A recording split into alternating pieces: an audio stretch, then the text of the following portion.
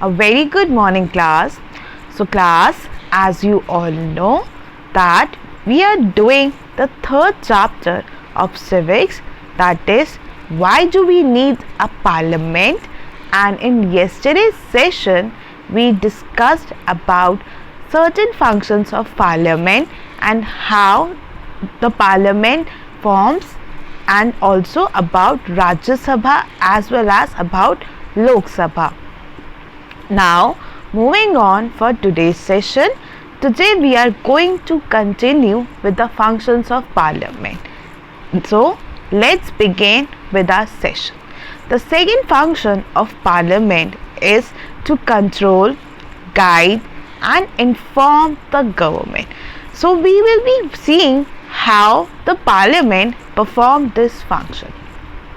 Class, in the beginning of any session of the parliament, it begins with a question hour. Okay, there are 3 sessions in the parliament basically, and every session begins with a question hour, and the question hour is a very important mechanism through which there is a discussion, there is a debate on the working of the government, how the elected government is working. Is it working on good basis or a bad basis, on a positive side, on a negative side? So there is an entire discussion which is very important throughout. Okay, as people get to know that how the government is performing, and the opposition, okay, plays a vital role, because it is them also who ask the questions and they have to answers. Okay, so you can see that the parliament is made up of the majority of the political party who won the election and the opposition, and we are aware that the government is formed when majority seats are being won. So it is not only the opposition but the government have to be answerable for whatever the policies they are making and what is the reason behind making of these policies. Okay, so you can see in this question hour the debates, discussions are there, and it is very important. Okay, because the opposition wants to know the aim, the agenda behind the policies, laws and whatever the amendments are being done, and it is done in the parliament only in front of everyone, and they have to be answerable. The MPs have to be answerable. Okay, and the parliament controls this. Now there is certain behaviorism also which they have to follow, and it is all done inside the parliament. So question hour plays a very vital role, because they are just questioning what policies, about the policies, laws, and it is done by the opposition, which plays a critical role in the healthy functioning of the democracy. Okay, because we know that we are the people who have elected them, they are the representative, and in order the democracy should function in a proper way, there should be discussions also, there should be debates also, so that drawbacks, the negative sides of various policies and programs can be highlighted. If some policy is having a drawback, it can be highlighted in the parliament, and where there should be a reason why this is happening, and there should be an answer about this. So you're seeing how democracy plays a vital role in this, how the elected people can question the policies, and this is done by the opposition only. Okay, so in order to tell that yes, this policy is like that, there is a drawback, there is every single thing is fine, we have a question hour, and this question hour is always there in the session of the parliament. The session begins with the question hour.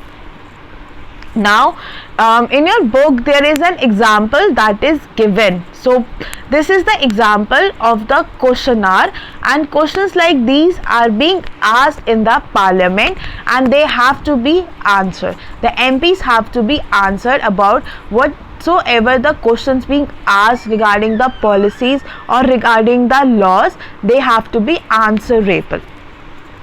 Now the next thing, the government gets valuable feedback. So class, with the questionnaire, the government gets the feedback regarding their performance, they are doing good or bad. So it is a kind of a feedback session. We can say that they have done their duties, and now the opposition is telling that this is not done perfectly, in this policies there is a drawback. So it is a feedback that the government is getting as they are making rules, laws and regulations. And we know that the MPs have to answer. In addition, in all matters dealing with finance. Now coming to the important point, class, now it was just a question, now talking about the finance matters, and we know that finance is related to money.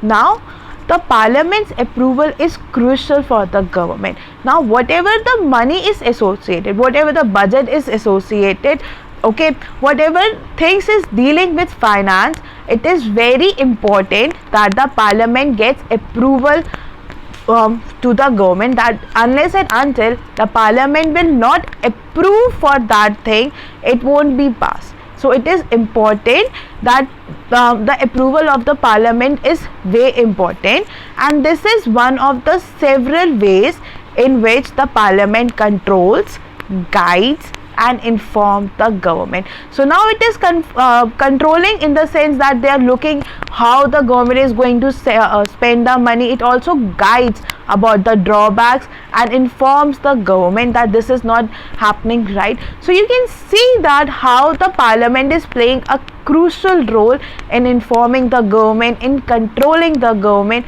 and in guiding the government. Now the MPs as representatives of the people have a central role in controlling. So class, we know that we have elected the MPs, so they plays a very vital role in controlling. They control it off, they control the policies, so they are just controlling it, okay. They are guiding and informing the parliament. They are telling the parliament that this is the policies we have made and we need the guidance. So you know, the MPs are asking for help, guidance from the parliament, and this is a key aspect of the functioning of Indian democracy. So we know that democracy is for the people, by the people. So we have elected the MPs, so now they are playing their vital role. They are requesting the parliament about the informations, they are getting guidance from the parliament, they are having a proper discussion about the policies, so that the betterment and welfare of the people as well as for the country take place. No policies without the proper discussion can be made, because it is made for the people. So whatever the laws are being made, they all goes for the discussion. Before becoming a law, there is a proper discussion about these things, okay class. So please make sure you read the chapter number 3 of civics from your NCERT book. Thank you.